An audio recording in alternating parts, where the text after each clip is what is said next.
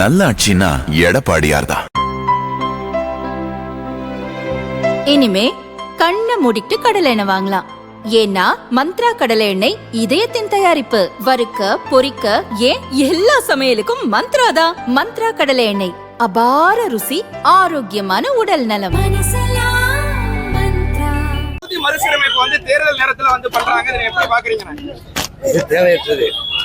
இது ரெண்டும் மேற்கு வங்கம் இங்க கேரளாவில் புதுச்சேரியில் முடிஞ்சிருச்சு. ஆனா மேற்கு வங்கத்துல இங்க இன்னும் அங்க இன்னொரு கட்டம் இருக்கு. நமக்கு தேர்தல் நடந்துச்சு. இந்த நேரத்துல இது அவசர அவசரமா செய்ய வேண்டியதால இல்ல, நிதானமா விவாதிச்சு செய்ய வேண்டியதா இல்ல. எப்பவுமே பிஜேபி இப்படி திட்டமிட்டு ஒவ்வொன்றையும் திருப்பும். திரு சிஏங்கும் என்ஆர்சிங்கும் என்ஐங்கும் எஸ்ஐஆர்னு சிறப்பு வாக்காளர் திருத்தம், இந்த மாதிரி வேலையில கொண்டு வந்த மக்களை எப்பவுமே ஒரு பதட்டத்துல வச்சுக்கிறது அதுக்கு பழக்கமாயிடுச்சு. யாரு விவசாயி ஏன் கடனாளி ஆகுறேன்?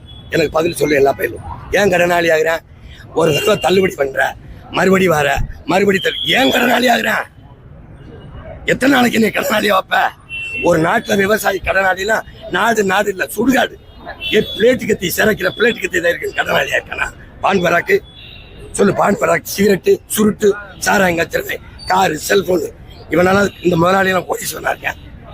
எது இல்லாம நீ வாழ முடியுமே, என் சோறு இல்லாம வாழ முடியாது. அப்ப இவனெல்லாம் கடனாளி ஆகல, கோடி சொன்னாருக்கேன். என் விவசாயி ஏன் கடனாளி ஆகுறேன்? எத்தனை நாளைக்கு கடனாளியா வைப்ப நீ? இதெல்லாம் வேடிக்கை பண்ணி கல்வி கடன் தள்ளுபடி. யோ, கல்வியை கொடுக்க வேண்டியது அரசின் கடன். அதை கடன் வாங்கி படிக்கிற நிலைமையில வச்சது யாரு? திரும்பி வர விவசாய கடன் தள்ளுபடி. விவசாய கடனாளி ஆகக்கூடாது.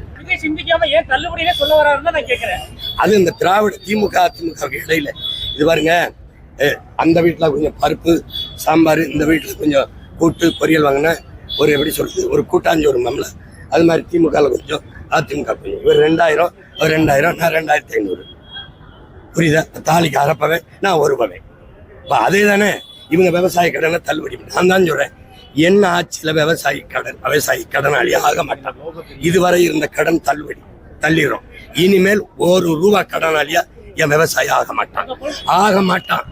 என்ன சொல்லிருக்காருன்னா, படிப்பறிவும் புரிதல் இல்லாதவங்க தான் இதுக்கு எதிர்ப்பு தெரிவிப்பாங்கன்னு சொல்லி பேசியிருக்காரு. நீங்க படிப்பறிவு இருந்து என்ன பண்ணீங்க? மதத்தை முன்னிறுத்தி உலகத்துல எவனாவது அரசியல் செய்வானா? இது படிச்சவன் செய்யறதா? நீ செய்வானா? இங்க பாருங்க, என்னைக்கு கேள்வி கேட்டீங்களா? செய்வானா? மதம் அரசாலாமா? மதம் அரசியலாகி அதிகாரத்துக்கு வந்தா அங்க மனித நேயம்னு ஒன்று செத்தே போயிடும். அப்புறம் என்னது? இது படிச்சவன் செய்யற செய்யல. இறை மாதிரி இந்த ஆட்சி செய்யலாம். முறை செய்து காப்பாற்றும் மன்னவன் மக்களுக்கு இறை என்று வைக்கப்படும் என்னோட வேதம் சொல்லுது. இறைவன் கேட்கிற உயிருக்கும், கேட்க திறனற்ற உயிருக்கும், புல்லு பூண்டு நாய் நெறி எல்லாவற்றுக்கும் வேண்டியதை கொடுப்பாங்கிறதா இறைவன். அப்படி ஆட்சி செய்யணும். அவன் தான் தலைவன்.